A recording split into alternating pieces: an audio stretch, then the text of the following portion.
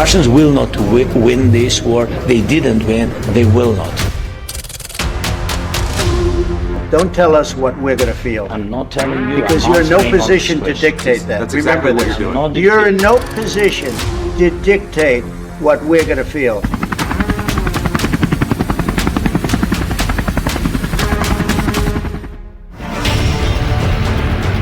जब दुनिया वेनेजुएला में ट्रंप का तांडव देख रही थी, राष्ट्रपति मादुरो को अगवा करने वाला ऑपरेशन देख रही थी, जब दुनिया यूरोप को हराने के लिए ट्रंप का नेटो ब्रेक प्लान देख रही थी, ग्रीनलैंड को -10 डिग्री में गुस्से से उबलता हुआ देख रही थी, जब दुनिया ईरान में ट्रंप और नेतन्याहू के युद्ध का बंद आंखों से इंतजार कर रही थी, परमाणु कैरियर ईरान की तरफ बढ़ता जा रहा था।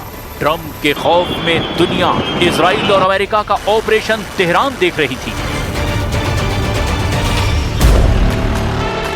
तभी पुतिन ने किया यूक्रेन पर ऐसा खतरनाक हमला कि ज़ेलेंस्की को भी समझ आ गया कि अब उनकी राजधानी में 100-200 नहीं, 1000-2000 नहीं, बल्कि कीव में ऐसा युद्ध होने वाला है जिसमें 4 लाख से ज्यादा लोगों की मौत तो सामने नजर आ रही है। 4 लाख का आंकड़ा कैसे सामने आया है?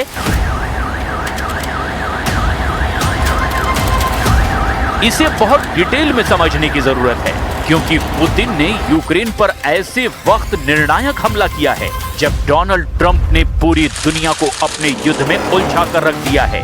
यूक्रेन की ग्राउंड रिपोर्ट में ज़ेलेंस्की को डराने वाली ऐसी खबर है जिसने पुतिन का हौसला और बढ़ा दिया है। यूक्रेन की राजधानी कीव में 15% मकानों को गर्म रखने के लिए संसाधन खत्म हो चुके हैं, या यूं कहें कि कीव में तापमान -10 डिग्री से भी नीचे जा रहा है। तब वहां की 15% आबादी पर ठंड वाला बम फट चुका है। कीव में इन मकानों में रहने वाले करीब 4 लाख लोग मौत का सामना कर रहे हैं। 4 लाख लोग अगर रूस के धमाकों से बच भी गए तो ये कहर ढाती सर्दी और बर्फबारी इन 4 लाख लोगों को खत्म कर देगी।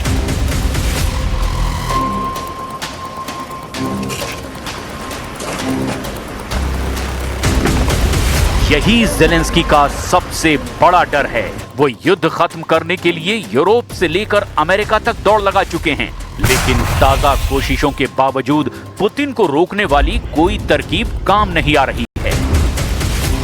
यूक्रेन की राजधानी में 1676 रिहायशी इमारतों में इस वक्त हीटिंग वाली सुविधा या तो खत्म हो चुकी है या अब वहां मकानों को गर्म करने का जरिया खत्म हो चुका है। यूक्रेन में सर्दियों के दौरान 60% घरों को सेंट्रलाइज्ड हीटिंग सिस्टम के जरिए गर्म रखा जाता है। इसके लिए प्राकृतिक गैस का इस्तेमाल किया जाता है, लेकिन अब ऐसे सिस्टम को चलाने वाले पूरे सेटअप पर रूस ने लगातार बमबारी की है, जिसकी वजह से यूक्रेन में बड़ा संकट खड़ा हो गया है। रात में भी बिजली गुल रहती है। इसे यूक्रेन के खिलाफ पुतिन का ऑपरेशन ब्लैकआउट कहा जा रहा है। एक हफ्ते में रूस ने यूक्रेन पर 1700 ड्रोन से हमला किया है। एक हफ्ते के अंदर रूस ने 1380 बमों से हमला किया है और इस दौरान 69 मिसाइल यूक्रेन पर दागी है। ये ज़ेलेंस्की का दावा है, जिसके बारे में वो बार-बार यूरोप और नेटो से शिकायत भी कर रहे हैं।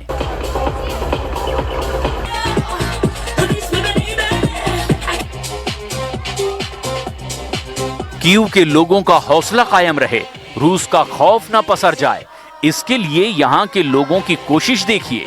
आसपास अंधेरा है, लेकिन यहाँ जैसे पार्टी चल रही है। एक वॉलीबॉल कोर्ट को डांस फ्लोर बना दिया गया और यहाँ करीब 200 लोग जमा होकर जैसे जश्न मना रहे हैं। ये वो लोग हैं जिनके घर अंधेरे में डूबे हुए हैं, क्योंकि रूस की मिसाइलों और ड्रोन हमलों ने वहाँ की बत्ती गुल कर दी है। Наших сусідів, наших друзів, щоб трошечки погрітися біля мангалу, посмажити трошки м'яса, вугілля. І так вийшло, що ми думали, що буде 15 людей, а прийшло в 10 разів більше. Було 150 людей. इस वक्त यूक्रेन की हालत बहुत ज्यादा खस्ता है क्योंकि पुतिन के ड्रोन और क्रूज मिसाइल अटैक ने कीव समेत यूक्रेन के कई शहरों में अंधेरा मचा दिया है। पुतिन की सेना अब यूक्रेन के उन ठिकानों पर हमला कर रही है जहां से बिजली सप्लाई होती है, लिहाजा यूक्रेन के शहर अंधेरे में डूबे हुए हैं। हड्डी गला देने वाली सर्दी से पहले ही यूक्रेन पर ऐसे खतरनाक हमले। पुतिन का ऑपरेशन ब्लैकआउट कहा जा रहा है, जिसमें पुतिन के अंदर अब यूक्रेन के लिए रहम की कोई जगह नहीं बची।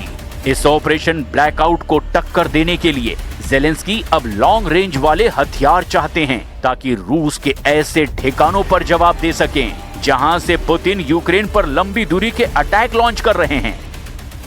Передусім, це двосторонні гарантії безпеки зі Сполученими Штатами Америки. Документ готовий на 100%.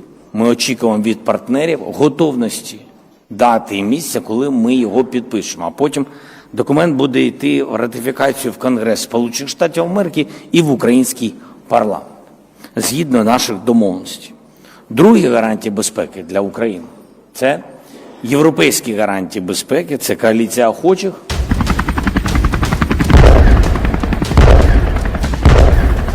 ज़ेलेंस्की के बाजुओं को मजबूत करने के लिए डोनाल्ड ट्रंप ना सही तो यूरोप ही सही, यूरोप के कई देशों ने अपने हथियार गोदाम खोलने का फैसला किया है। पुतिन से और लंबा युद्ध लड़ने के लिए अब यूरोप ने यूक्रेन को कांटेदार हथियार सप्लाई करने की तैयारी कर ली है।